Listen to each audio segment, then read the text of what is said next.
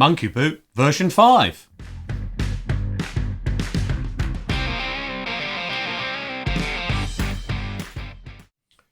Well, here we are with Monkey Boot version 5. Version 5 already, you say? Well, yeah. Let's go to the close-up and work out why.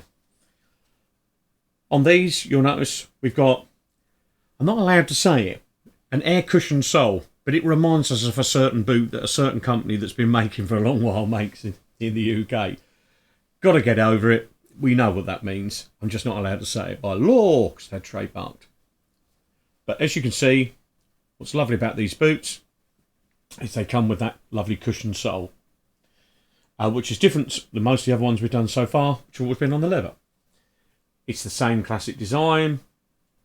It's got the lovely serrated bit, which I'm going to get real close and show you along the side there, which you don't get on other makes of monkey boots. This is the ox blood one, but and this comes in a patent leather, so this requires very little upkeep. You can just give it a bit of dubbing, it'll be good.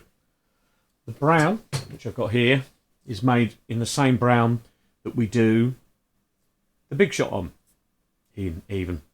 And that can be polished. You can polish that to an inch of its life. Again, same features as you can see.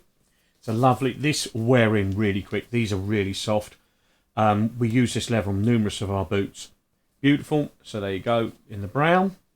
And finally, similar sort of leather, but in the black. Lovely boot. We've sold a good amount of these in the various versions that we do. There we go. What else to note about it? It's leather upper, leather inside. Obviously synthetic bottom or rubber bottom. So that's version 5 monkey boots.